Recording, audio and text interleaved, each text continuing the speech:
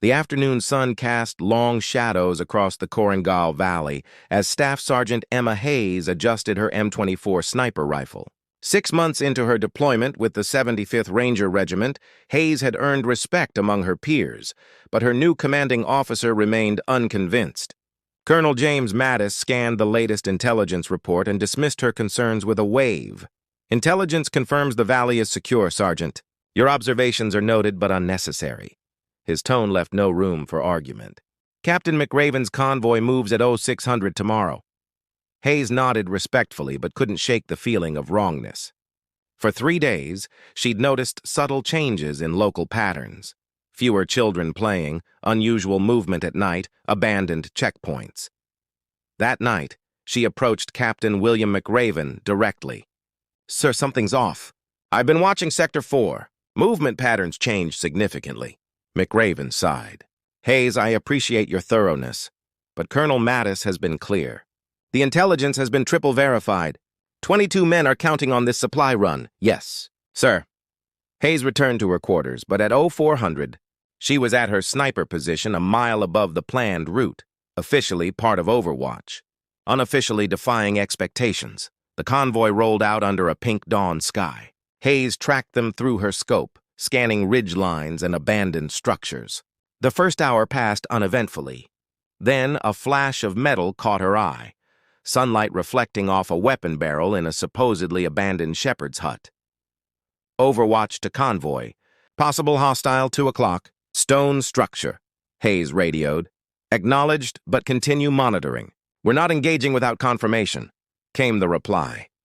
30 seconds later, the world erupted.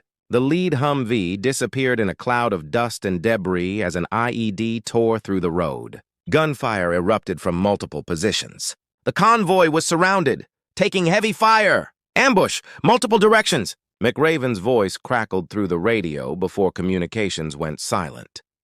Hayes took a deep breath, steadying herself. She counted at least 30 Taliban fighters converging on the disabled convoy. The Rangers had established a defensive position behind their vehicles, but they were pinned down and outnumbered. The distance was considerable, over 800 meters. Wind conditions were shifting. She had 3 magazines, 60 rounds total. Hayes made her decision. Her first shot dropped a Taliban fighter manning a PKM machine gun. The second eliminated his assistant. With methodical precision, she worked through priority targets: machine gunners, RPG operators, commanders. 20 minutes in, enemy fighters began searching for her position. Rounds impacted nearby as she shifted locations, never staying still. Despite the incoming fire, Hayes maintained her focus. 38 rounds gone, 22 remaining. Below, Master Sergeant Kyle Carpenter was organizing the wounded, dragging them behind the limited cover of a disabled Humvee. Hayes eliminated 2 fighters attempting to flank his position. "This is Lieutenant Murphy with QRF. ETA 15 minutes. Status report?" Hayes keyed her radio. "Hayes here. Convoy pinned down. I count 13 wounded. 20-plus hostiles still active. I'm providing Overwatch with limited ammunition. Maintain position. We're inbound." Hayes spotted 3 fighters setting up a mortar position that would devastate the Rangers' cover. 3 quick shots, 3 bodies down. The mortar stood abandoned. When Murphy's quick reaction force arrived, Hayes coordinated their approach, eliminating 4 fighters who attempted to ambush the rescue team. As her final rounds found their targets, the QRF reached the stranded convoy. "We need covering fire for extraction," Murphy radioed. Hayes had 2 rounds left. She used them to eliminate the Taliban observer calling in positions. Then she slung her rifle and drew her sidearm, descending rapidly toward the extraction point to provide additional support. The wounded were loaded first. Captain McRaven, bleeding from shrapnel wounds, grabbed Hayes's hand as she helped secure him. "You were right. You saved us." 3 days later, in the relative safety of the forward operating base, Colonel Mattis approached Hayes. 22 men alive because you trusted your instincts over our intelligence," he said, uncharacteristic emotion in his voice. "I was wrong to dismiss your concerns." 6 weeks later, Staff Sergeant Emma Hayes stood at attention as the Silver Star was pinned to her uniform. The citation noted her extraordinary valor and decisive action under fire. Back to us. Official report recorded 60 confirmed enemy combatants neutralized, with 60 rounds, but Hayes measured her success differently.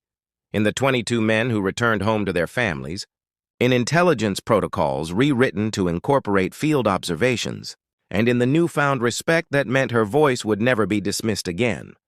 The Coringal Valley had been declared secure. Emma Hayes had proven them wrong, and in doing so changed the way they fought. The dust clung to Captain Lillian Carter's skin as she peered through her scope at the village below. 3 days of reconnaissance in the baking Helmand sun had left her dehydrated and exhausted, but her focus never wavered. As one of the few women in Delta Force, Carter, call sign Valkyrie, had spent her career being underestimated. That had stopped exactly once for each person who'd worked with her. Valkyrie to base, I'm observing unusual movement patterns. Multiple military-age males entering the compound. No women or children visible for second consecutive day, she reported. Acknowledged, Valkyrie. Intelligence still confirms area is pacified. Return to base. Myers' squad is handling the meeting with tribal elders at Oro 900, replied the disinterested voice of Lieutenant Colonel Davis. Quick pause. Comment where you're watching from. And if you love these stories, hit subscribe now. The next one will blow your mind, and it's even crazier. Carter hesitated, finger hovering over her radio. General Stanley McChrystal himself had declared this region secured last month. Intelligence reports showed minimal insurgent activity. But something wasn't right. The absence of civilians, the new faces in the village, the covered vehicles that appeared overnight. With respect, sir, I recommend postponing the meeting. Something's off here. The sigh that came through her earpiece was heavy with impatience. Captain, we can't cancel every operation because someone has a feeling. Return to base. That's an order. Carter acknowledged but made her decision. She would disobey. The nightmares from her last deployment, the ambush that killed 4 of her teammates, still haunted her. She wouldn't let history repeat itself. Dawn broke as Sergeant Dakota Myers' squad approached the village in 2 Humvees. Carter tracked them through her scope, scanning rooftops and windows. 8 men, walking into what her instincts screamed was a trap. The first RPG struck Myers' vehicle as they reached the village center. The world erupted in gunfire and smoke. Carter's radio crackled with panicked voices calling for backup as the squad scrambled for cover in a shallow drainage ditch. Base to all units, extraction helicopters inbound. ETA 20 minutes. Carter counted at least 40 insurgents converging on Myers' position. She keyed her radio.